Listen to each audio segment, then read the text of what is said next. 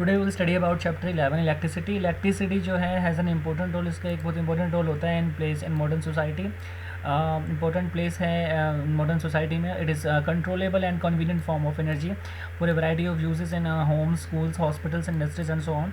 ये basic what constitutes electricity, क्या है इलेक्ट्रिसिटी, क्या होता है उसमें, how does it flow in electric circuit, क्या फैक्टर्स है डेट कंट्रोल और regulate the current through an electric circuit. इस चैप्टर में we shall attempt to answer such question. So electric circuit and current में क्या है, we are familiar with the current, air current and water current. हमें पता है कि air current और वाटर करंट क्या होता है।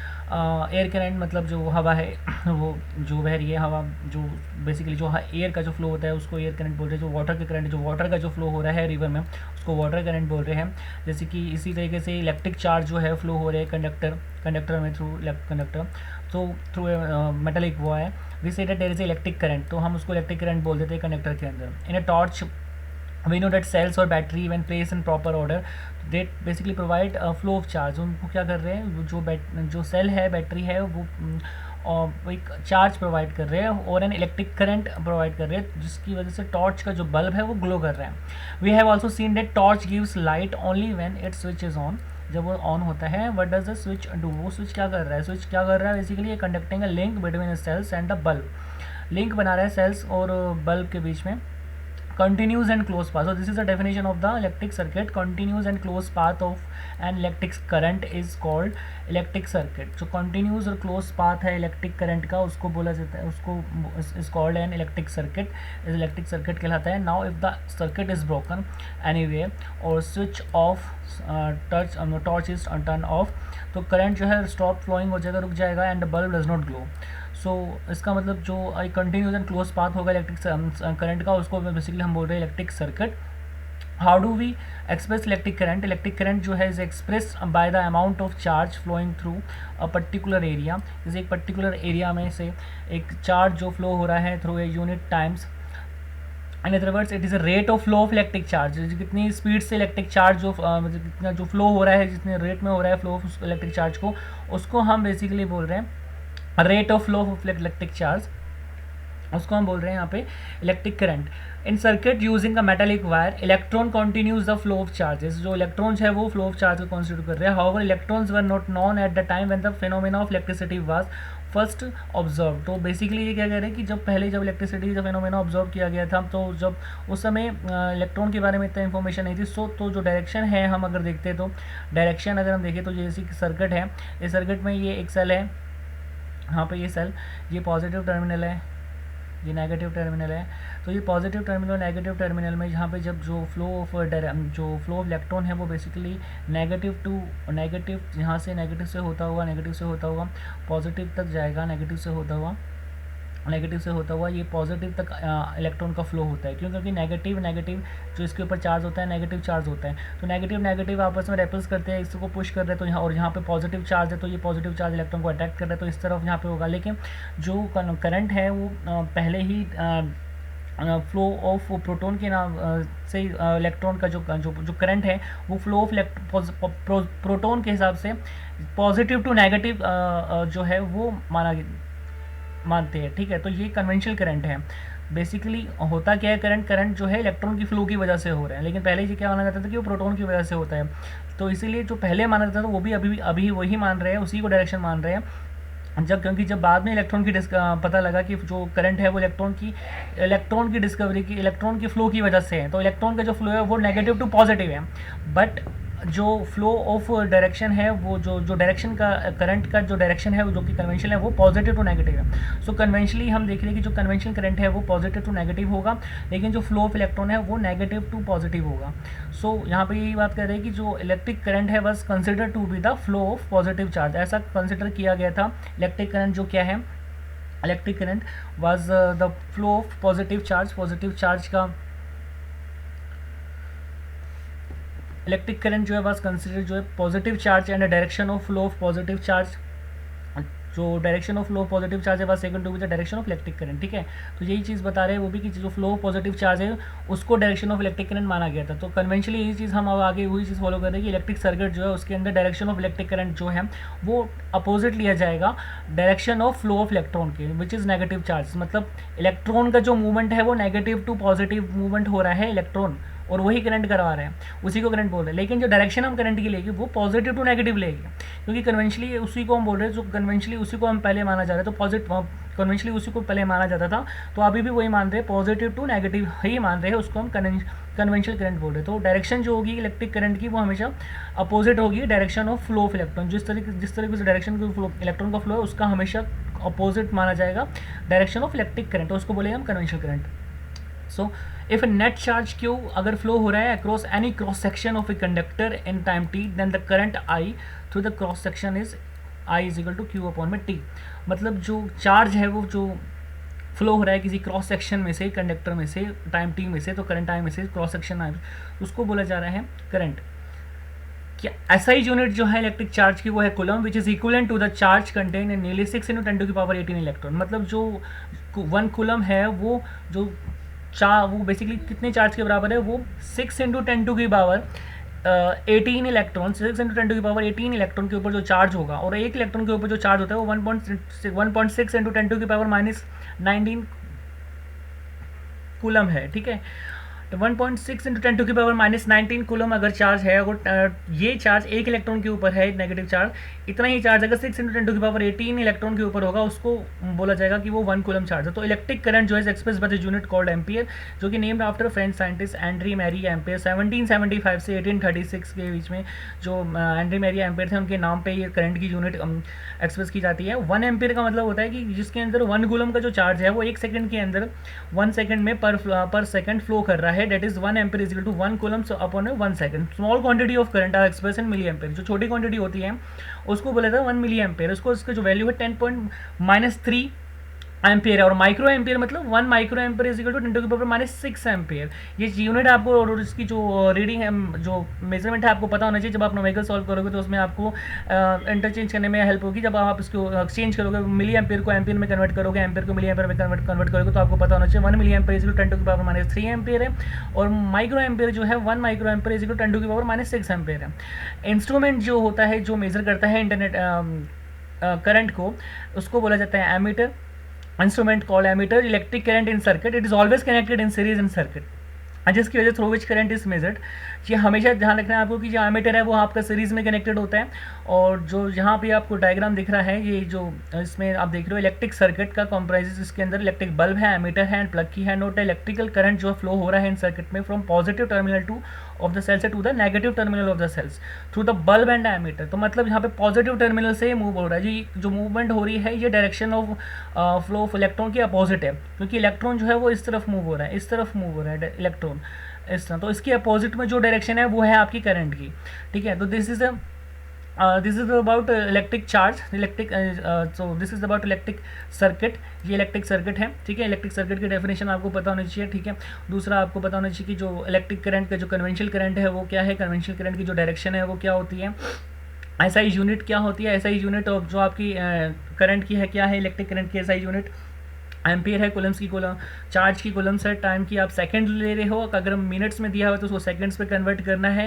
एंड जो मेज़र करने की जो इंस्ट्रूमेंट होता है इलेक्ट्रिक जो करंट है उसको अगर मेज़र करना है तो उसका जो इंस्ट्रूमेंट होता है वो होता है एमीटर। अगर इसका हम एग्जांपल देखें यहाँ पे, तो इसके एग्जांपल में हम देख रहे हैं कि करंट की वैल्यू दी हुई 0.5 एम्पियर, जो कि फिलामेंट ड्रॉ कर रहा है इलेक्ट्रिक बल्ब से 10 मिनट्स के लिए। Find the amount of electric charge that flow through the circuit. अगर आई दिया हुआ है 0.5 एम्पियर, टी दिया हुआ है 10 मिनट्स, अगर उसको मिनट्स में आप सेकंड्स में कन्वर्ट करेंगे, 1 मिनट्स में 60 सेकंड्स होते हैं, 10 मिनट्स में 600 सेकंड हो गए। इसको सिंपल फॉर्मूले में पुट करेंगे वैल्यू, तो जो आएगा हमारा जो चार्ज वो होगा 300 कूलम्स। नेक्स्ट हम देख रहे हैं electric potential and potential difference.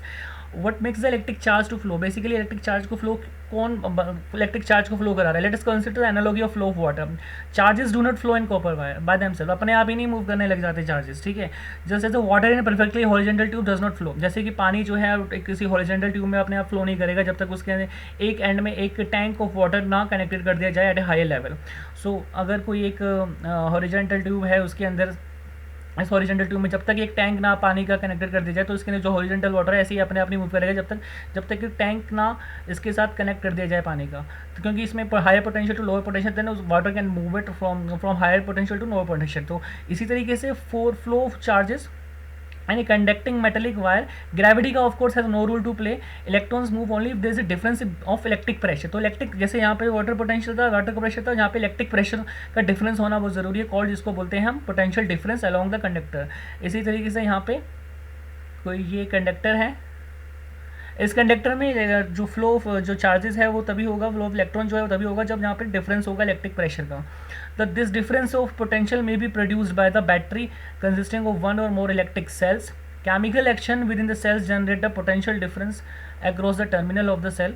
तो जो केमिकल्स है, जो बेसिकली यहाँ पे ये जो इसके अंदर जो चार्जेस का जो फ्लो करा रहा है, ये कौन करा रहा है, इस प्रोड्यूस ये जो पोटेंशियल डिफरेंस है ये कौन करा रहा है, ये दोनों टर्मिनल है। यहाँ पे टर्मिनल में अगर हम कोई एक वायर कनेक्ट कर रहे हैं और इसको हम सेल या बैटरी से कनेक्ट कर रहे हैं, यहाँ पे पॉजिटिव यहाँ नेगेटिव, तो यहाँ पे ये जो पॉजिटिव टर्मिनल और नेगेटिव टर्मिनल आ रहा है ये किसकी वजह से आ रहा है, क्योंकि इस सेल के अंदर कुछ ना कुछ केमिकल रिएक्शन हो रहा है। इस केमिकल रिएक्शन की वजह से एक एंड जो होगा नेगेटिव हो गया, एक एंड जहाँ पे पॉजिटिव हो गया, और ये इसकी वजह से ये क्या हो गया, यहाँ पे केमिकल रिएक्शन से जो एनर्जी जो इसके स्टोर थी वो अब इसने पोटेंशियल डिफरेंस क्रिएट कर दिया, इसकी वजह से फ्लो ऑफ इलेक्ट्रॉन शुरू होगा। यहाँ पे नेगेटिव चार्ज जो है इलेक्ट्रॉन को पुश कर रहा है, और यहाँ पे पॉजिटिव चार्ज क्या कर रहा है, इलेक्ट्रॉन को अट्रैक्ट कर रहा है अपने। तो यहाँ पे डायरेक्शन ऑफ जो फ्लो ऑफ इलेक्ट्रॉन है वो इस तरफ नेगेटिव टू पॉजिटिव हो गया, और जो करंट की जो डायरेक्शन है वो पॉजिटिव टू नेगेटिव हो जाएगी। ठीक है, तो सिमिलरली केमिकल एक्शन जो होगा within the cell generate the potential difference, उसने पोटेंशियल डिफरेंस क्रिएट किया across the terminal of the cell even when no current is drawn from it. When the cell is connected to conducting circuit element, the potential difference जो है set the charge in motion in the conductor, और वो produce कर रहा है electric circuit. Potential difference की वजह से चार्ज जो है मोशन में आ रहे हैं और वो प्रोड्यूस कर रहा है electric current in order to maintain the current in a given electric circuit. अगर किसी भी गिवन इलेक्ट्रिक सर्किट पे ये इसी इलेक्ट्रिक सर्किट के अंदर करंट को मेंटेन करने के लिए जो सेल है जो कि इसने पोटेंशियल डिफरेंस क्रिएट किया, उसको अपनी पूरी एनर्जी जो है एक्सपेंड करनी पड़ेगी ताकि वो करंट मेंटेन बना रहे। केमिकल एनर्जी उसने स्टोर करी है, वो जो रिएक्शन है वो होता रहना चाहिए। जैसे ही खत्म होगा वैसे ही करंट भी जो है, फिर उसके बाद जो जैसे सेल्स होती है उसके अंदर केमिकलेशन खत्म हो जाता है, सेल खत्म हो जाता है, तो फिर उसके अंदर फिर इलेक्ट्रिसिटी का फ्लो भी खत्म हो जाता है। तो we define the electric potential क्या है, basically electric potential define difference basically we define the electric potential difference between 2 point in an electric circuit carrying some current। कोई कुछ करंट है जो कि दो पॉइंट के बीच में जब वर्क डन, जितना वर्क किया उसने एक यूनिट चार्ज को एक पॉइंट से दूसरे पॉइंट तक मूव करने में, इस पोटेंशियल डिफरेंस को वी को बिटवीन 2 पॉइंट्स में बोला जा रहा है। जो 2 पॉइंट के बीच में कितना काम हुआ अपॉन में चार्ज W अपॉन में Q।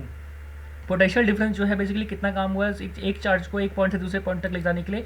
ऐसा ही यूनिट जो है इलेक्ट्रिक पोटेंशियल डिफरेंस की इस वोल्ट होती है, नेम्ड आफ्टर द अलेजेंड्रो वोल्टा जो कि 1745 से 1827 तक इटालियन फिजिसिस्ट है। 1 वोल्ट जो है is the potential difference between, 1 volt जो है पोटेंशियल डिफरेंस बिटवीन 2 पॉइंट्स में, 2 पॉइंट्स के बीच में करंट कैरिंग कंडक्टर में, जिसकी when 1 joule of work is done to move a charge of 1 coulomb from 1 point to other. मतलब 1 वोल्ट जो है 1 जूल काम करने पे जो वर्क हुआ, यानी कि 1 कूलम को एक पॉइंट से दूसरे पॉइंट तक ले जाने में, इतने चार्ज को ले जाने में इतनी जो 1 जूल की एनर्जी जो लगी दैट इज अ 1 वोल्ट। तो इसकी यूनिट आपको पता होना चाहिए, 1 volt is equal to 1 joules per coulomb को यहाँ पे -1 से डिनोट कर रहे हैं। पोटेंशियल डिफरेंस जो है measured by the means of an instrument voltmeter. जैसे कि हमने ऊपर देखा था एमीटर जो है, एमीटर जो होता है वो सीरीज में होता है, वोल्टमीटर जो है is always connected in the parallel across the point between which the potential difference to be measure. तो यहाँ पे जब वोल्टमीटर लगाएंगे तो वो पैरेलल में होगा। ठीक है, तो पोटेंशियल डिफरेंस और जो है हमारा, इसका जब हम जो पोटेंशियल डिफरेंस मेजर जो हमारा मेजर करना होगा उसको हम वोल्टमीटर से करेंगे और वो हमेशा पैरेलल में लगाएंगे। हाउ मच एग्जांपल देख रहे हैं, how much work is done in moving a charge of 2 Coulomb's across 2 points, 2 points के बीच में, जिसका पोटेंशियल डिफरेंस 12 वोल्ट है। तो अमाउंट ऑफ चार्ज जो है Q है that flow between 2 points at potential difference V is 2 Coulomb's. अगर ये दिया हुआ है तो हमें वोल्टेज जो पोटेंशियल डिफरेंस दिया हुआ है, चार्ज दिया हुआ है, हमें वर्क निकालना है, हमें पता है फॉर्मूला क्या होता है। तो सिंपल इसका अगर हम देखेंगे तो जो वर्क होगा हमारा फॉर्मूले के हिसाब से जो भी हमने ऊपर देखा था, वर्क इज इक्वल टू जो पोटेंशियल डिफरेंस है और जो चार्ज है उसका हम मल्टीप्लिकेशन करेंगे, V Q हो जाएगा V Q। तो जो हमारा वर्क आएगा ये हमारा 12 वोल्ट दिया हुआ है और जो चार्ज हमारा 2 दिया हुआ है, तो ये आ जाएगा हमारा 24। तो 24 जो है हमारा जूल आंसर आएगा। 24 ये आपको साथ में इसकी यूनिट भी लगानी बहुत ज़रूरी है। तो जहाँ पे आप यूनिट लगाओगे 24 जूल, क्योंकि जो वर्क है वो जूल की यूनिट में आता है। सर्किट डायग्राम जो हम देख रहे हैं इसमें यहाँ पे नेक्स्ट हम देखेंगे सर्किट डायग्राम में we know that electric circuit जो है जो फिगर दी हुई है 11.1 जो हमने सबसे पहले स्टार्टिंग में देखी थी, फर्स्ट पेज जो स्टार्टिंग की पेज से कॉम्प्राइजेज सेल, उसमें सेल है, प्लग की है, इलेक्ट्रिकल कंपोनेंट है, कनेक्टिंग वायर्स है। It is often convenient to draw schematic diagram, जिसमें डिफरेंट कंपोनेंट ऑफ सर्किट के are represented by the symbols conveniently use.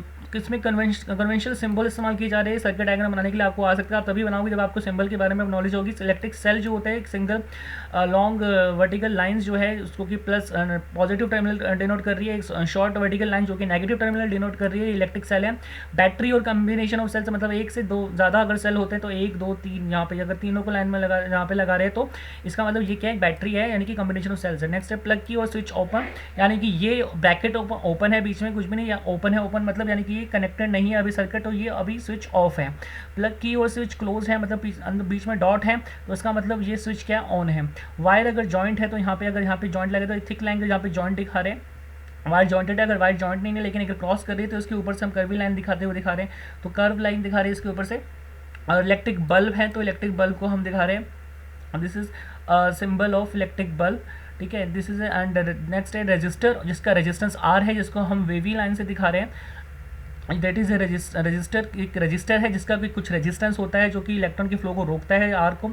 Variable resistance और rheostat, जब कभी करंट को हमें सर्किट के अंदर कम ज़्यादा करना पड़ता है तो हम रेजिस्टेंस को कम या ज़्यादा करते हैं, तो ऐसा रेजिस्टेंस जिसको हम कम और ज़्यादा कर सकते हैं उसको बोलते हैं वेरिएबल रेजिस्टेंस और रियोस्टेट, ठीक है। एमीटर मतलब जो कि हम करंट को मेजर करते हैं, जो कि हम लगाते हैं उसे सीरीज़ के अंदर एक सर्कल के अंदर ए लिख के पॉजिटिव और negative terminal, that is ammeter जो कि करंट को मेजर करता है। वोल्ट मीटर यानी कि वी, जिसको सर्कल में सिंबल डिनोट करके पॉजिटिव और नेगेटिव टर्मिनल जो कि वोल्ट पोटेंशियल डिफरेंस को मेजर कर रहा है, और ये लगता है हमेशा पैरेलल में।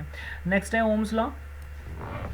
ओम्स लॉ में हम देख रहे हैं एक एक्टिविटी कि भाई is there any relationship between potential difference across a conductor, क्या कोई पोटेंशियल डिफरेंस के और करंट के बीच में कोई रिलेशनशिप है। इस एक्टिविटी में हम देख रहे हैं यहाँ पे एक ये आपका सर्किट है, इस सर्किट के अंदर ये एक कंडक्टर है एक्स वाई जो कि निक्रोम वायर का है। इस एक्स वाई को और हम वोल्ट मीटर से इसके अक्रॉस द टर्मिनल हम देख रहे हैं कि कितना पोटेंशियल डिफरेंस और कितना करंट है। और यहाँ पे हम देख रहे हैं ये एक सेल, ये दूसरा सेल, ये तीसरा सेल, ये चौथा सेल, ये 4 सेल दिए हुए हैं। और यहाँ पे ये इसका आपका हम इस सर्किट के अंदर देख रहे हैं जो डायरेक्शन है यहाँ पे इस सेल में पॉजिटिव से, देखिए यहाँ पे पॉजिटिव से नेगेटिव की तरफ जो डायरेक्शन आ रही है ये है कन्वेंशनल करंट की डायरेक्शन। और आपको पता होना चाहिए जो इलेक्ट्रॉन का फ्लो हो रहा है वो नेगेटिव से हो रहा है, मतलब इलेक्ट्रॉन इस तरफ ऐसे फ्लो हो रहा है, ठीक है।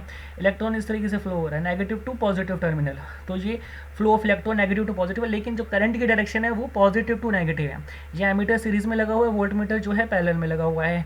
ये स्विच ऑन है मतलब कनेक्टेड है, तो ये मतलब करंट जो है फ्लो हो रहा है। तो यहाँ पे हम देख रहे हैं कि एक एक करके पहले हमने एक सेल की रीडिंग लेगी कि कितनी आ रही है वोल्ट मीटर और एमीटर में, फिर 2 सेल की लेगी, फिर 3 सेल की लेगी, फिर 4 सेल की लेगी, और उसके बीच में रिलेशन देखेंगे। फॉर एग्जाम्पल अगर यहाँ पे करंट की जो रीडिंग आ रही है यहाँ पे 0.1 आ रही है अगर मीटर में, और उसके बाद इसमें आ रही है वोल्ट जो पोटेंशियल डिफरेंस में 0.2, तो इसके जब रेशियो देखिए 0.2 अपॉन में 0.1, जो इसकी वैल्यू आएगी वो 2 ohms आ जाएगी। सिमिलरली आगे हम देखेंगे 2 सेल लगाएगी इस सर्किट के अंदर, तो यहाँ पे आएगा 0.2, और पोटेंशियल डिफरेंस जो हम देखेंगे वो आएगा 0.4 का, और रेशियो लेके अपन में 0.2 के साथ अगर जो वी अपन में आए देखेंगे तो दोबारा से 2 ohms आ जाएगा। आगे हम दोबारा 3 सेल अगर इस्तेमाल करेंगे तो 0.6 इसके अंदर करंट की अगर वैल्यू आ रही है तो इसका 0.12 ले लेते हैं। तो 0.12 अगर हम इसकी रेटिंग देखेंगे तो 0.6 इजिकल टू 2 ohms आ जाएगा। एंड अगर हम यहाँ पे 0.8 लेते हैं तो यहाँ पे आपका 16 अगर इतना डिफरेंस ये जो मेजर हो रहा है दिस इज, तो यहाँ पे अगेन उसको रेशियो में लेंगे तो अगर इसका तो 0.8 तो इसकी जो रेशियो आएगा 2 ohm। This is you don't have to learn this reading, this is the arbitrary numbers. आपको सिर्फ समझाने के लिए बताया कि जब भी अगर हम रीडिंग ले रहे हैं कुछ ऐसे ही रीडिंग आएगी, तो जिसकी वजह से क्या होता है कि ये जो रेशियो अगर हम देख रहे हैं ये रेशियो क्या हो रहा है, ये रेशियो क्या है कांस्टेंट आ रहा है, बार बार 2 आ रहा है। तो हम इसका ग्राफ ड्रॉ कर सकते हैं between V and I and observe nature of the graphs. तो हम ये ग्राफ जो देख रहे हैं इस ग्राफ के अंदर हम देख रहे हैं कि ये जो पोटेंशियल डिफरेंस है यहाँ पे, ये पोटेंशियल डिफरेंस एक स्ट्रेट लाइन शो कर रहा है, सीधी लाइन आ रही है।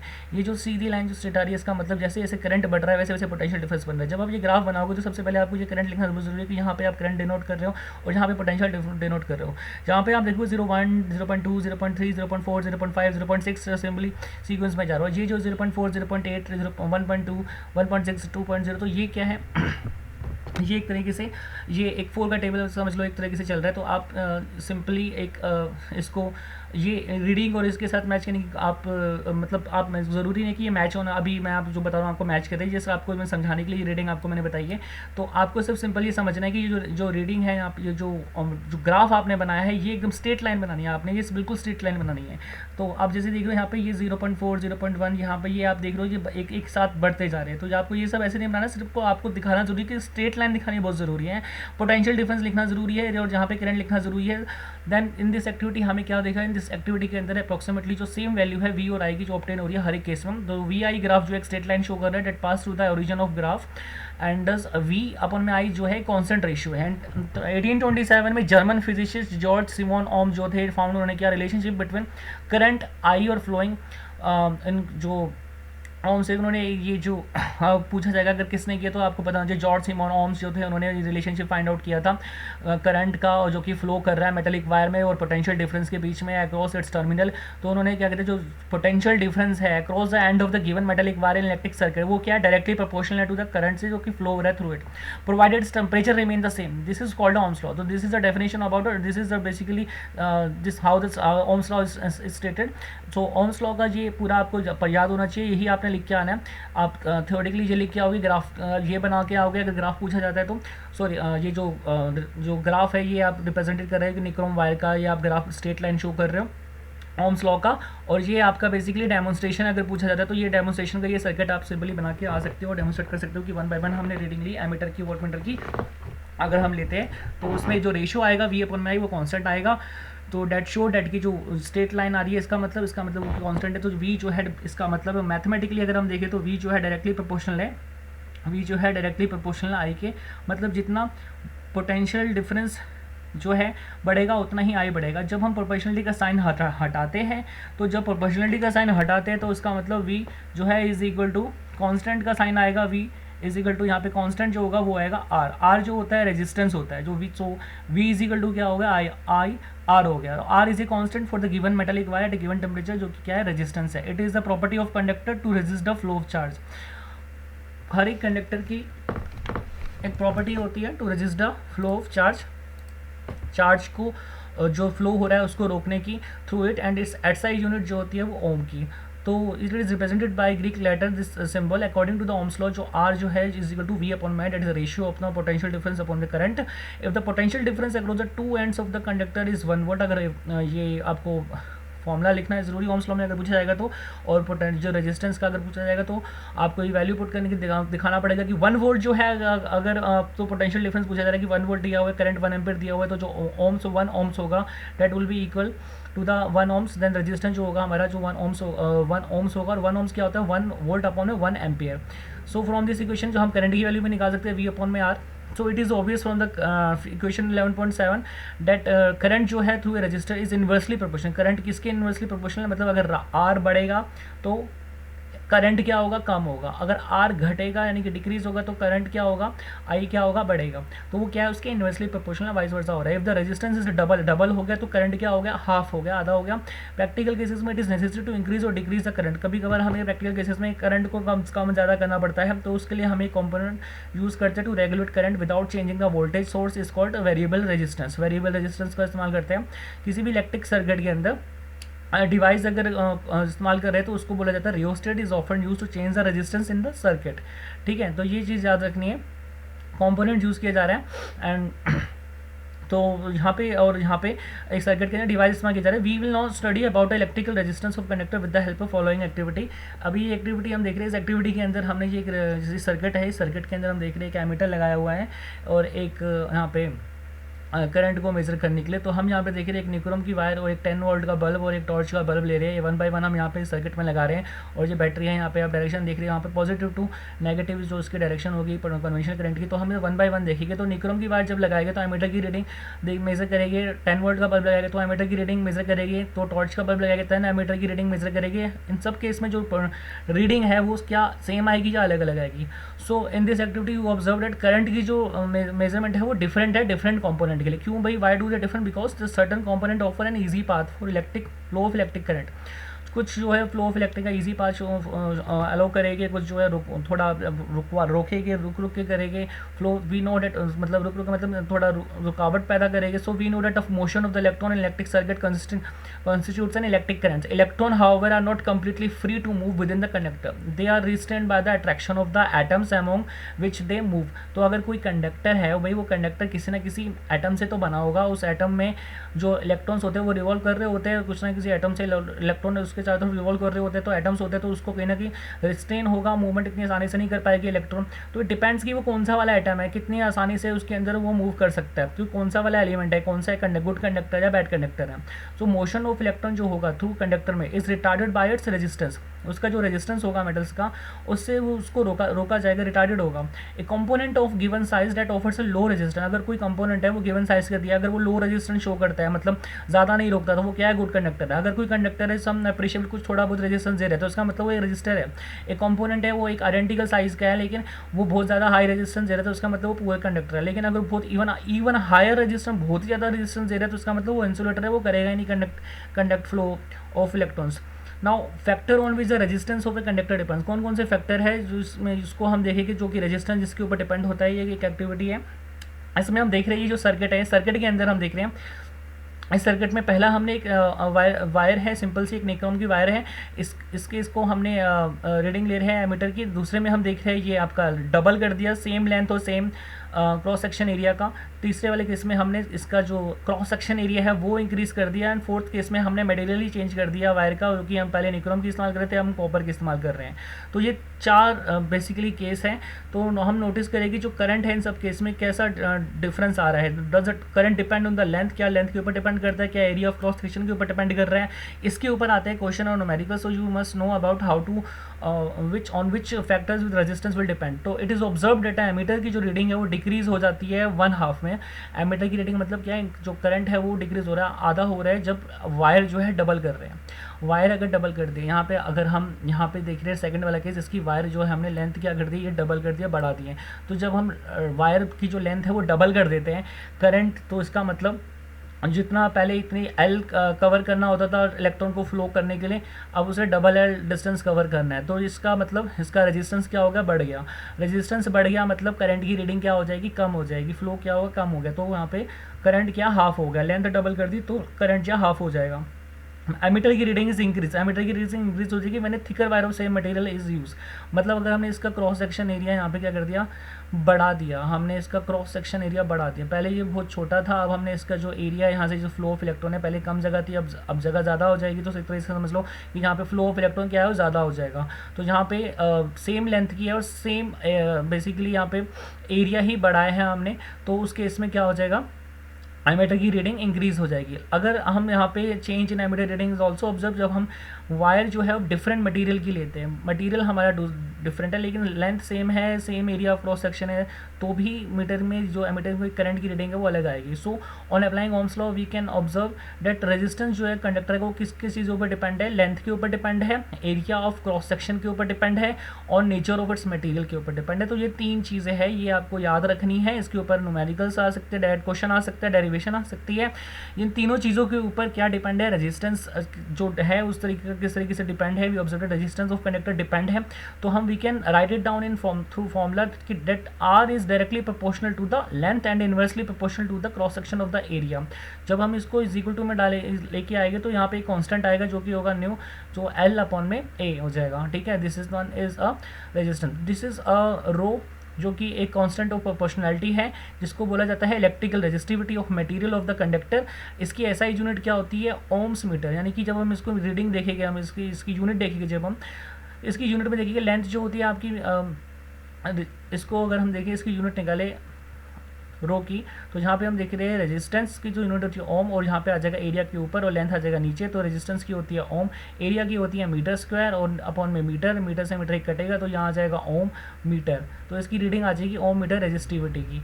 रेजिस्टिविटी की यूनिट आएगी ohm meter. It is a characteristic property of material. Metal and alloys की जो रेजिस्टिविटी होती है बहुत ही कम होती है, वेरी लो होती है, in the range of 10⁻⁸ ohm meter और 10⁻⁶ ohm meter. they are good conductor of electricity. Insulator like rubber and glass have a resistivity of order 10 to the power 12 बहुत ज़्यादा होती है. देखो यहाँ पे कोई नेगेटिव नहीं होगा, यहाँ पे नेगेटिव है, 10 to the power 70 ohm meter तक होती है. तो both the resistance and resistivity of material vary with the temperature के साथ वेरी करती है. यहाँ पे कुछ डेटा दिया हुआ है. रेजिस्टिविटी ऑफ एलॉय का बेसिकली बहुत ज़्यादा होता है than that of its constitute metals. Alloy जो होता है डू नॉट ऑक्सीडाइज. यहाँ पे क्वेश्चन बनता है why alloy is use for electrical heating devices like electric iron toasters. क्यों इस्तेमाल किया था? क्योंकि एलॉय जो है do not oxidise burns readily at high temperature. इतनी आसानी से वो ऑक्सीडाइज और रीडली बर्न नहीं हो पाते हैं, इसलिए उनका इस्तेमाल किया जाता है इलेक्ट्रिक आयरन और टोस्टर बनाने के लिए. And tungsten is also used almost exclusively for filaments of electric bulbs, क्योंकि उनका जो टंगस्टन की जो मेल्टिंग पॉइंट होता है वो बहुत ज़्यादा होता है. तो यहाँ पे ये रीजनिंग के क्वेश्चन आ सकते हैं. Where is the copper and aluminium are generally use as for electrical transmission line, क्योंकि they are the good conductor. So यहाँ पे हम देख रहे हैं कि कॉपर की जो रेजिस्टिविटी है बहुत ही कम है, 1.62 into 10 to the power -8. Silver की 1.60 10 टू द पावर -8. इसी तरीके से आप बाकी सबकी देख सकते हैं, लेकिन you don't need to memorise all these value. Constant की देख रहे हैं, कांस्टेंट जो एक एलॉय है जो कि कॉपर और निकल से बना हुआ है, that is 49 into 10 to the power -6. अब यहाँ पे देख लो ये बहुत ये जो रीडिंग है इसकी जो इसकी रेजिस्टिविटी की जो वैल्यू है ओम्स मीटर की, ये ज़्यादा है एज़ कम्पेयर टू 10 टू यहाँ पे इनके जो जिस चीज़ से बने हुए हैं. ठीक है, जैसे ही मैग्नीन की देख रहे हैं 44 इंटू 10 टू द पावर -6 है. कॉपर और मैग्नीस और निकल से बना हुआ है. अगर हम निकल की निक्रोम की देखें तो इसके अंदर हम देख रहे हैं कि और क्रोमियम की मैग्नीज की फ़र्क की अगर हम इसकी इंडिविजुअली देखेंगे तो वो बहुत ही कम है.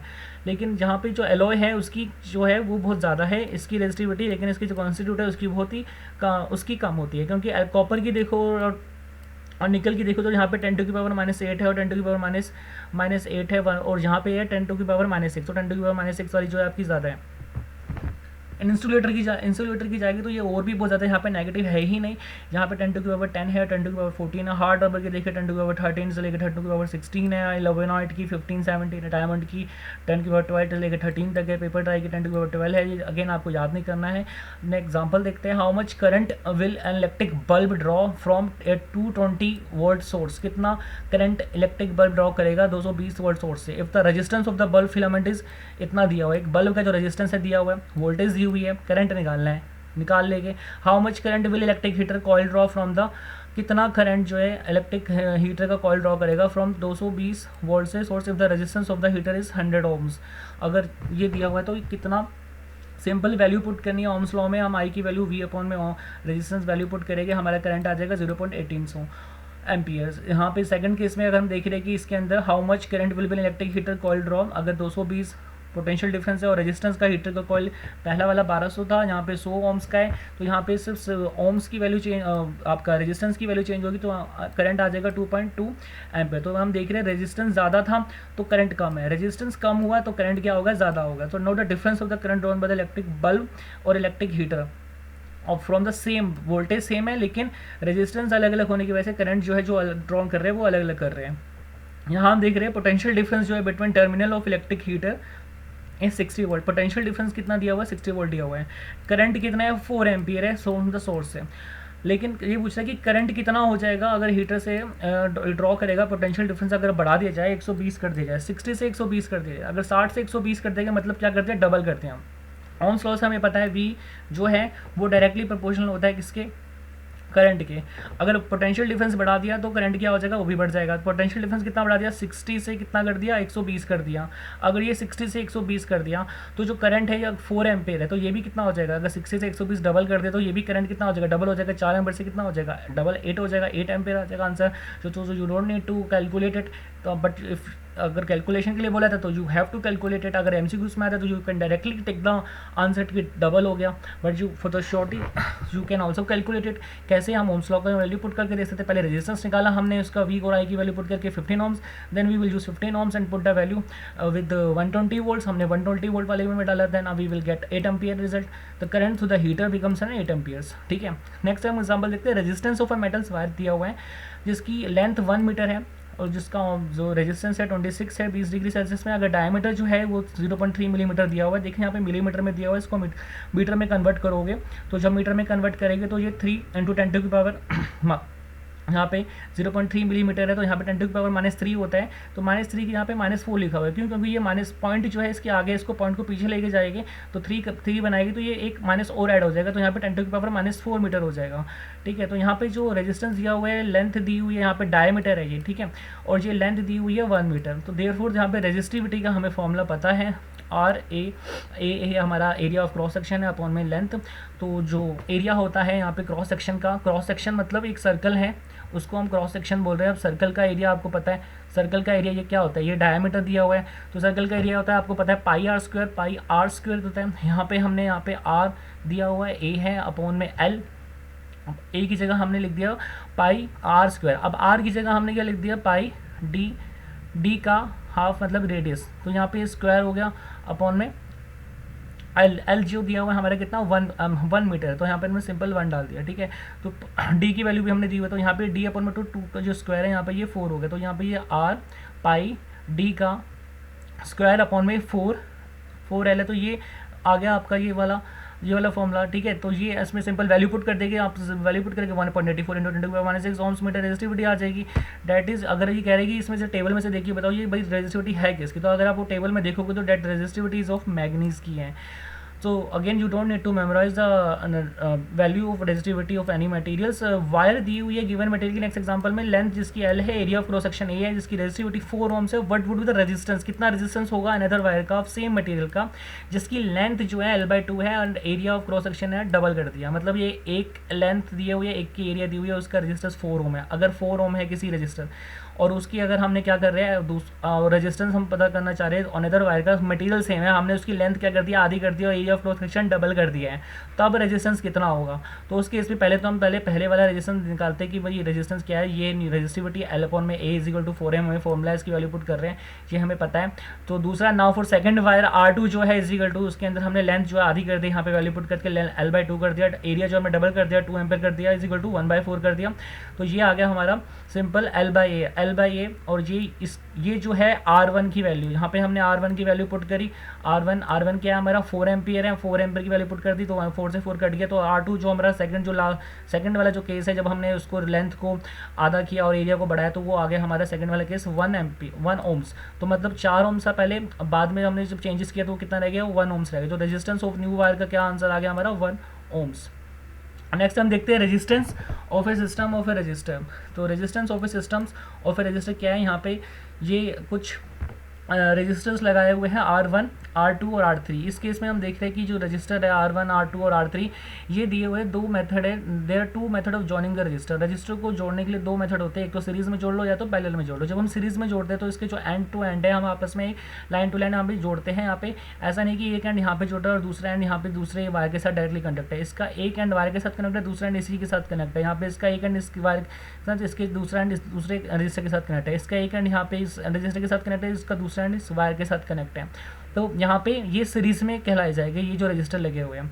तो ये डायग्राम आएगा रजिस्टर्स इन सीरीज का डायग्राम है ये सर्किट डायग्राम। तो यहाँ पे एमीटर लगाया है, यहाँ पे वोल्ट मीटर आपका देख लो, यहाँ पे अब जब करंट देख रहे हो, यहाँ पे करंट जो है सेम रहेगा, यहाँ पे आई जो है करंट, यहाँ पे पॉजिटिव आपका ये जो करंट है ये पॉजिटिव, यहाँ इस वाले पॉजिटिव से नेगेटिव की तरफ जो करंट की डायरेक्शन आ रही है, तो यहाँ पे हम करंट का जो देख रहे हैं यहाँ पे भी आई है, यहाँ पे भी आपका करंट जो है आई आ रहा है। तो रजिस्टर जो है इन सीरीज में, तो यहाँ पे करंट की जो वैल्यू है सेम है। तो नाउ जो in presenting section we learn about simple electric circuit हमने देखी थी, हमने नोटिस किया था कि जो करंट है थ्रू कंडक्टर में डिपेंड करता है किसके ऊपर, रेजिस्टेंस के ऊपर और पोटेंशियल डिफरेंस के ऊपर। जो वेरियस इलेक्ट्रिकल गैजेट्स होते हैं हम उसमें इस्तेमाल करते हैं रजिस्टर इन वेरियस कम्बिनेशन, हम रजिस्टर्स का इस्तेमाल करते हैं अलग अलग रजिस्टर्स का कम्बिनेशन में। We now therefore intended to see how किस तरीके से जो ओम्स लॉ जो है अप्लाई किया जाता है कम्बिनेशन ऑफ रजिस्टर्स में। 2 तरीके होते हैं, एक सीरीज का और एक पैरेलल का। ये है आपका पैरेलल का, इसमें हम देख रहे हैं एक एंड जो है यहाँ से इसके साथ x में कनेक्टेड है, दूसरा एंड जो है y के साथ कनेक्टेड है। इसका जो एक एंड है यहाँ पे x के साथ कनेक्टेड है, दूसरा एंड जो y के साथ कनेक्टेड है। R3 का जो आप कनेक्टेड देख रहे हो वो एक x के साथ कनेक्टेड है, दूसरा y के साथ connected, they are not directly connected, ऐसा नहीं है। तो ये जो है पैरेलल में काउंट किए जाएंगे, ये तीनों रजिस्टर जो है ये पैरेलल में कनेक्टेड है। This is the circuit diagram of the register in parallel. जहाँ पे हम देख रहे हैं I जो है अलग अलग हो जाएगा, यहाँ पे हम वैल्यू जो आएगी करंट की, जैसे बना I1 इसकी अलग वैल्यू आएगी, इसकी I2 अलग वैल्यू आएगी, इसकी I3 अलग वैल्यू आएगी, लेकिन पोटेंशियल डिफरेंस जो होगा वो पोटेंशियल डिफरेंस यहाँ पे सेम होगा।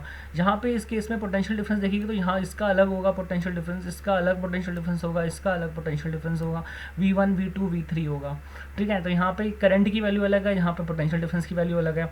यहाँ पे करंट जो है यहाँ पे इधर आप डायरेक्शन जो दिखा रहा है इस तरीके से पॉजिटिव टू नेगेटिव दिखा रहा है। Now see the resistance in series joint 3 resistance. अब ये कह रहे हैं कि जो 3 रेजिस्टेंस को जॉइंट करते हैं, connect them with the battery ammeter and plug की, you may use the resistor value 1 ohm 2 ohm 3 ohms and a battery of 6 volt की जो पोटेंशियल डिफरेंस है इस एक्टिविटी को करने के लिए। Plug the key, note the ammeter reading, change the position of ammeter, ammeter की पोजीशन को चेंज करो and between resistor note the ammeter reading each time. Do you find any changes in the value of current to the ammeter? Obviously we will see there is a changes, so no there will जो वही ये series की बात हो रही है तो यहाँ पे डू यू फाइंड ये कह रहा है कि change in value of current to the ammeter. So we there is यहाँ पे जो एमीटर की रीडिंग है वो सेम रहेगी। You will observe that the value of current in the ammeter is the same independent of its position by in the electric current. It means that in the series में क्या होता है, series में current की value same रहती है in the same in every part of the circuit, same रहेगा through out each registers. ये वाला जो एक्टिविटी है इसमें हमने ये वोल्ट मीटर मेजर कर रहे हैं, यहाँ पे अलग V1 ये V2 है, ये V3 है, और ये पूरे सर्किट में सीरीज में मेजर कर रहे हैं एमीटर को और इसके वोल्टेज को। तो हम देख रहे हैं कि यहाँ पे you will observe the potential difference जो है is equal to, potential difference जो है यहाँ पे जो वो इक्वल होगा V1 V2 और V3 के सम के बराबर। तो जो मेन पोटेंशियल डिफरेंस है वो V1 V2 V3 के सम के बराबर होगा, वो अलग अलग है पोटेंशियल डिफरेंस इन रजिस्टर्स के अक्रॉस। तो यहाँ पोटेंशियल डिफरेंस अलग है लेकिन करंट जो है वो सेम है। सो ओम्स लॉ का कहता है V is equal to IR, तो सिंपल हमें पता है V is equal to IR है। V1 भी अलग निकालेंगे, V2 को अलग निकालेंगे, V3 को अलग निकालेंगे IR3 से। जो फाइनल वीक के अंदर जो हमारी जो वैल्यू है इसके अंदर वैल्यू पुट कर देंगे, जो फाइनल जो हमारा पोटेंशियल जो है V is equal to IR है, तो मतलब V जो होगा हमारा जो V जो है final potential sum of the all the potential difference. तो V is equal to V1 V2 V3 के सम के बराबर है, उसकी सिंपल वैल्यू पुट कर रहे हैं। ये वाली वैल्यू कहाँ पे पुट करी हमने, ये हमने इस इक्वेशन के अंदर वैल्यू पुट करी V is equal to V1 V2 V3, इसके अंदर हमने IR वैल्यू पुट कर दी। IR is equal to IR1 IR2 plus IR2 plus IR3, तो हमने सिंपल I वैल्यू पुट कर दी। I जो हमने बाहर कॉमन ले लिया, I से I कट गया, सिंपल है जो हमारे सामने आया डेरिवेशन R जो सीरीज में है RS is equal to R1 plus R2 plus R3। So this is a derivation of the total resistance R in series. Resistance कितना है सीरीज़ के अंदर, तो इसकी डेरिवेशन अगर पूछी जाती है तो आपको ये सिंपल आपको यही ओम्स लॉ के थ्रू ये आपको शो करके दिखानी है।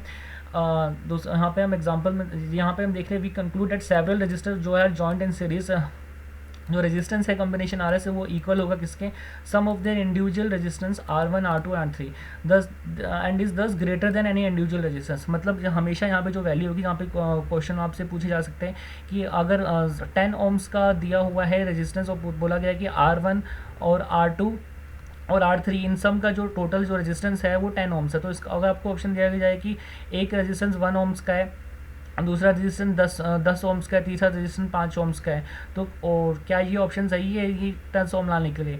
यहाँ पे अगर दूसरा ऑप्शन दिया जाए कि ये 5 ओम्स का है, ये 2 ओम का है, ये 3 ओम का है, क्या ये ऑप्शन सही है? तो ये वाला ऑप्शन सही है, ये वाला ऑप्शन गलत है, क्योंकि जो टोटल रेजिस्टेंस होगा वो हमेशा ज़्यादा होगा इसके इंडिविजुअल रेजिस्टेंस से, क्योंकि ये नॉर्मल सम हो रहा है। So electric lamp whose resistance is 20। यहाँ पे एक एग्जांपल में देख रहे हैं कि इलेक्ट्रिक लैम्प है जिसका जो रेजिस्टेंस है 20 ओम्स है।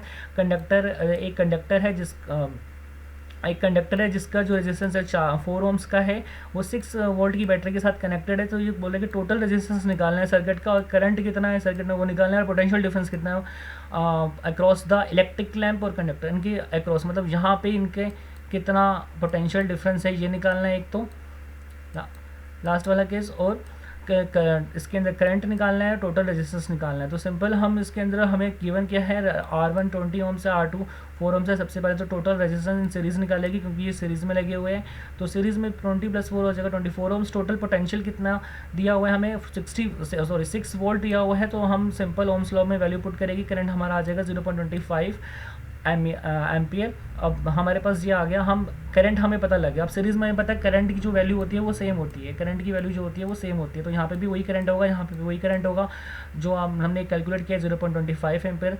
तो हम जस्ट वैल्यू पुट करेंगे, रेजिस्टेंस हमें दिया हुआ है जो V1 जो पोटेंशियल होगा 20 ओम्स इंटू 0.25 एम्पियर को मल्टीप्लाई करेंगे तो हमारे जो पोटेंशियल आ जाएगा डिफरेंस इलेक्ट्रिक लैम्प में, ये जो इलेक्ट्रिक लैम्प है इसका आ गया हमारा इलेक्ट्रिक लैम्प का through the Ohm's law.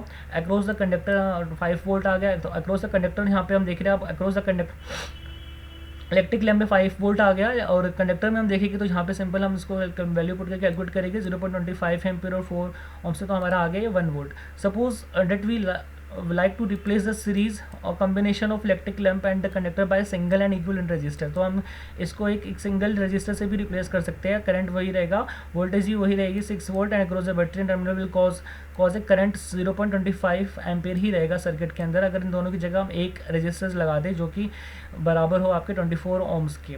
So resistance अगर 6 रजिस्टर अगर निकाले जिसकी वोल्टेज 6 है और करंट 0.25 ओम्स एम्पियर है, तो इसका जब रजिस्टर हमेशा क्या आएगा 24 ओम्स ही आएगा। तो ये जो टोटल रेजिस्टेंस सीरीज में रहेगा it is equal to the sum of the two registers.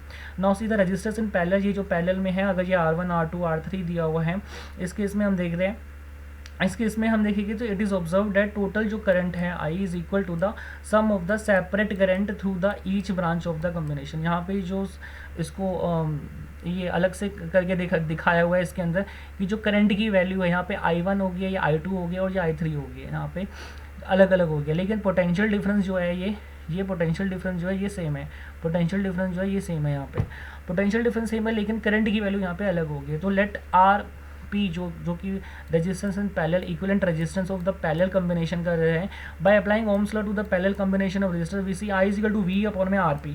On applying Ohm's law to each resistors we have I1 is equal to I1 अलग से निकाला ओम्स लॉ से, I2 अलग निकाला, I3 अलग निकाला ओम्स लॉ से। नेक्स्ट हमने इसको वैल्यू पुट कर दी, हमने इसके अंदर सिंपली जो टोटल रेजिस्टेंस है हमारा उसकी जो पैरेलल का निकालने के लिए हमने V अपॉन मतलब जो टोटल I है हमारा, वो टोटल जो I हमारे करंट का आ रहा है equal to I1 I2 I3, तो इसके अंदर हमने वैल्यू पुट कर the through the ohms law जो हमने निकाले थे, I2 की I1 की अलग इसके अंदर वैल्यू पुट कर दी, I2 की अलग वैल्यू पुट कर दी, I3 की अलग वैल्यू पुट कर दी। तो यहाँ पे V कॉमन लेके बाहर ले लिया हमने, तो ये 1 अपॉन में आ गया। तो this is about the derivation of the equivalent resistance of the parallel combination of register. ठीक है, तो यहाँ पे ये आपको ध्यान रखना है 1 अपॉन में RP है is equal to sum of 1 upon में R1 प्लस 1 अपॉन में R2 प्लस 1 अपॉन में R3। ये सब आपको लिख के प्रैक्टिस करना है derivation. Thus, we may conclude that the reciprocal of the equivalent resistance of a group resistance joined in parallel is equal to the sum of the reciprocal of individual resistance। यहाँ पे बच्चे गलती क्या करते हैं, यहाँ पे बच्चे कर देते हैं RP, इसको 1 अपॉन में RP करके लिख के आपको करना है, 1 अपॉन में R1 लिख के कैलकुलेट करना है न्यूमेरिकल्स में, 1 अपॉन में R2 प्लस 1 अपॉन में R3। ठीक है, बच्चे क्या करते हैं ये 1 अपॉन में नहीं लेते स्टूडेंट्स, यहाँ पे स्टूडेंट्स क्या करेंगे, यहाँ पे 1 अपॉन में ना लिख के सिंपल इसको RP लिख देते हैं, लेकिन आपको 1 अपॉन में करके करना है, अदरवाइज ये फॉर्मूला गलत हो जाएगा, वैल्यू गलत हो जाएगी, कैलकुलेशन गलत आ जाएगी। In the circuit diagram figure 11.10 suppose the resistors R1 R2 और R3 दिया हुआ है, इसमें 5 ohms 10 ohms 30 ohms respectively which has been connected to the battery of 12 volt. Calculate the current through each resistor, current निकालना है, total current निकालना है circuit में, टोटल सर्किट रेजिस्टेंस निकालना है, R1 दिया हुआ है, R2 दिया हुआ है, R3 दिया हुआ है, पोटेंशियल डिफरेंस दिया हुआ है, this are the given things. सबसे पहले जब भी कोई कैलकुलेशन को जो गिवन चीज़ें होती है वो नोट डाउन करके इसमें लिखनी है। Then use the ohms law, आपको पता है सिंपल, अगर ओम्स के बारे में करंट और वोल्टेज के बारे में बात हो रही है, रेजिस्टेंस के बारे में बात हो रही है, तो पोटेंशियल डिफरेंस जो अक्रॉस ईच इंडिविजुअल रेजिस्टर है यहाँ पे कैलकुलेट करने के लिए हम इस ओम्स लॉ का इस्तेमाल कर रहे हैं। I जो है हमारा थ्रू द आवर, तो यहाँ पे V अपॉन में R1 हो जाएगा I1। ठीक है, और जो हमारी वैल्यू आएगी I1 के 12 अपॉन में 5 इज 2.4 एम्पियर आ गई। तो जहाँ पे I2 निकालेंगे हम I2 की वैल्यू पुट कर देंगे, यहाँ पे जो वोल्टेज यहाँ पे दी हुई है 12 वोल्ट और जो R2 का जो रेजिस्टेंस है वो 10 है, तो 1.2 एम्पियर आ गया। सिमिलरली हम I3 निकालेंगे वो 0.4 एम्पियर आ गया।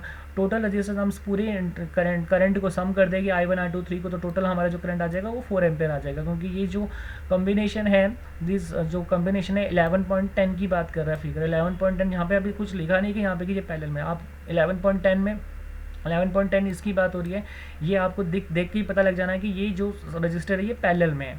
ठीक है, तो यहाँ पे इसमें आप देख रहे हैं ये इस पैरेलल में, तो यहाँ पे जब वैल्यू जब हम निकालेंगे हमारे पास करंट की वैल्यू आ गई टोटल करंट की 4 एम्पियर, टोटल रेजिस्टेंस निकालना तो इसको 1 अपॉन में करके निकाला है। देखो यहाँ पे जो वैल्यू पुट करी है 1 upon RP is equal to 1 upon में R1 प्लस 1 अपॉन में R2 प्लस 1 अपॉन में R3, तो इज इक्वल टू इसका टोटल एलसीएम लेके कैलकुलेट करेंगे तो 3 ओम्स आएगा, क्रॉस मल्टीप्लिकेशन करेंगे अल्टीमेटली तो RP आ जाएगा हमारा 3 ओम्स। एग्जाम्पल 11.9 देखते हैं इसके अंदर। अब इसके अंदर हम देख रहे हैं ये जो सर्किट है इसके अंदर हमें क्या निकालना है, हमें R1 की वैल्यू दी हुई है, R2 की दी हुई है, R3 की दी हुई है, R4 की और R5 की, और बैटरी में जो पोटेंशियल डिफरेंस है वो 12 वोल्ट का है। हमें निकालना है टोटल रेजिस्टेंस का और टोटल करंट कितना फ्लो हो रहा है। टोटल रेजिस्टेंस कितना निकालना है और टोटल करंट है। सबसे पहले ये वाले दोनों जो R है, R1 और R2, ये दोनों क्या है, पैरेलल में, तो इसको हम निकाल लेंगे सिंपल R1 और R2 को पैरेलल में। यहाँ पे एक तो हमारा जो पहला वाला आ गया ये 1/10 और 1/40 जो वैल्यू दी है, तो ये आ जाएगा हमारा आंसर 8 ohms। ये आ गया हमारा 8 ohms। सिमिलरली हम इसका R3, R4, R5 इसका ये भी क्या है, पैरेलल में है। तो ये जब पैरेलल में दिए हुए हैं तो ये भी हम 1 में RP निकाल के 1/30 + 1/20 1/16 जो हमारा वैल्यू आएगा इसका 10 ohms। तो इसकी वैल्यू जाएगा आगे हमारी 10 ohms। ये वाला सेट और ये वाला सेट, ये दोनों आपस में क्या है, सीरीज में लगे हुए हैं। तो इन दोनों को हम सिंपली सम करेंगे तो इनका सम आ जाएगा 8 + 10 18 ohms। तो इनका जो टोटल रेजिस्टेंस आ गया सर्किट का वो आ गया 18 ohms। To calculate the current we use Ohm's law, हम इसको ओम्स लॉ इस्तेमाल करके हम करंट की वैल्यू निकाल लेंगे। आर जो हमें टोटल सर्किट का रेजिस्टेंस 18 ohms है, 12 वोल्ट जो गिवन है, which is calculate the value 0.67 ampere.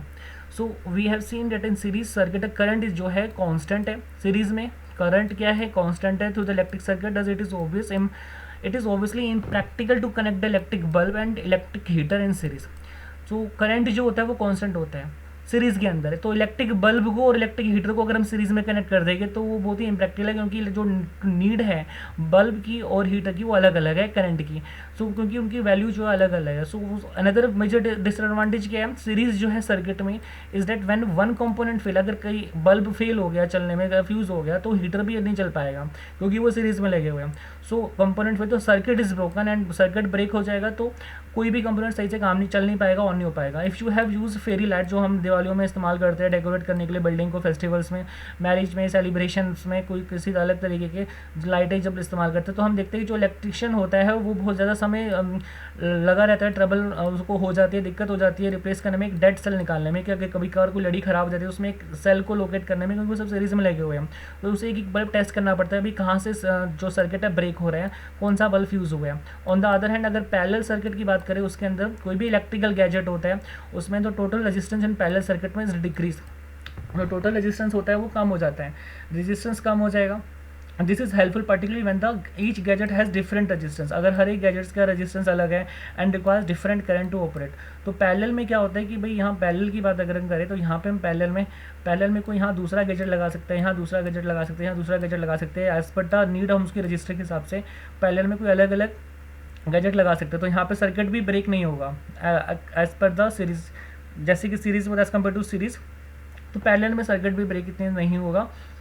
ठीक है, तो this is all the advantage of the circuit in parallel, जो अगर रजिस्टर पैरेलल में लगाएगी, और कुछ डिसएडवांटेज है सीरीज में होने के। सो नेक्स्ट देखते हैं heating effect of electric current. We know that battery और cell is a source of electrical energy.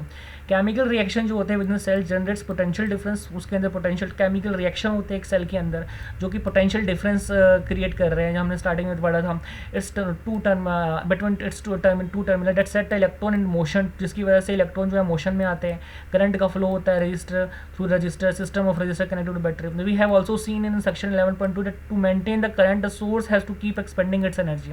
उस सेल के अंदर वो जो केमिकल एनर्जी है वो एक्सपेंड होती रहनी चाहिए। वेयर डज दिस एनर्जी को कहाँ जाती है, part of the source of energy in maintaining the current may be consume in the useful. कुछ जो है वो कुछ काम करने में, ब्लेड्स को घुमाने में, फैंस की इलेक्ट्रिक फैंस के रोटेट करने में इस्तेमाल हो जाती है। कुछ जो है एनर्जी एक्सपेंड हो जाती है हीट की फॉर्म में to raise the temperature of gadget. We often observe this in our everyday life. For example in electrical fan become बहुत गर्म हो जाता है जब कंटिन्यूसली हम उसे बहुत लंबे समय तक चलाते हैं।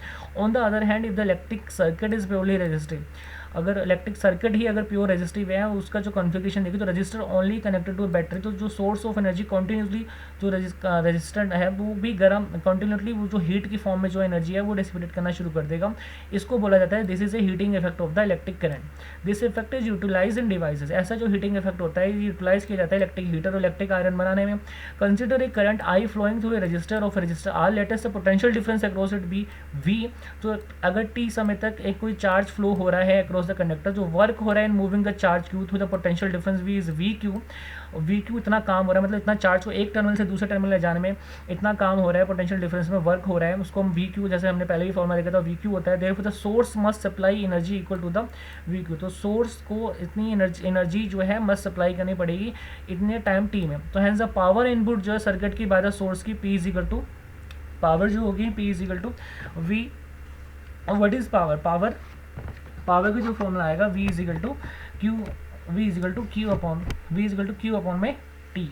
अब ये जो क्यू अपॉन में टी है, इसको हम क्यू अपॉन टी को हम क्या कह सकते हैं, क्यू अपॉन में टी हमने स्टार्टिंग में देखा था, that is Q upon current की जो वैल्यू होती है कि कितना चार्ज है जो है वो फ्लो कर रहा है एक क्रॉस सेक्शन की यूनिट एरिया से, उतना चार्ज जो है वो फ्लो कर रहा है।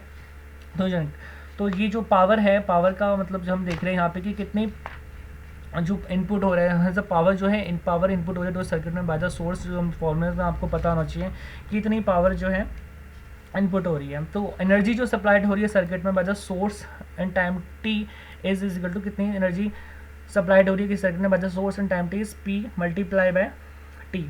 तो मतलब पी को हम मल्टीप्लाई करें पावर पी मल्टीप्लाई टी, जो इतनी एनर्जी जो है ये क्या हो रही है, सप्लाइड हो रही है किसी सर्किट के अंदर। तो ये जो फॉर्मूले हैं ये आपको याद रखने हैं। तो what is power? Power is nothing but rate at which a work is done by electric current. कितना काम जो है वो हो रहा है by electric current is known as electric, basically उसको बोला जाता है इलेक्ट्रिक पावर। सो पावर का मतलब क्या है? Power is equal to work done. कितना वर्क डन हो रहा है, वर्क डन अपॉन में time. So power is equal to W upon में T। सो पावर क्या है? W अपॉन में T। और W की वैल्यू क्या होती है? W की वैल्यू होती है V। कितना पोटेंशियल डिफरेंस में कितना चार्ज को कितना मूव एक टर्मिनल से दूसरे टर्मिनल में मूव करने में इतना, इसको हम W लिख सकते हैं, इसको हम अपॉन में लिख सकते हैं T। और ये जो QT है, ये क्या है? ये है हमारा करंट, तो इसको हम लिख सकते हैं VI। तो P जो है इज इक्वल टू VI हो गया। सो दिस इज ये आपको कैलकुलेट मतलब एक तरीके से आपको डेरिवेशन करनी आनी चाहिए फॉर्मूले की, किस तरीके से ये डेरिवेशन कर रहे हैं हम फॉर्मूले की। सो वी ये पावर जो है हम इसको बराबर भी लिख सकते हैं, पावर को हम इसके बराबर भी लिख सकते हैं वी क्यू अपॉन में टी, और पावर को हम VI भी लिख सकते हैं। तो work done by the current I, जितना काम हो रहा है by current I when it flows from time T, एक कुछ समय के लिए अगर फ्लो कर रहे हैं पोटेंशियल डिफरेंस अंडर किसी एक पोटेंशियल डिफरेंस की वजह से, जो कि क्या है V। तो उसको हम क्या बोल रहे हैं, इसको हम इसके यहाँ पे डिनोट कर रहे हैं, ठीक है। तो वर्क कितना आ जाएगा हमारा यहाँ पे बेसिकली हम देखें तो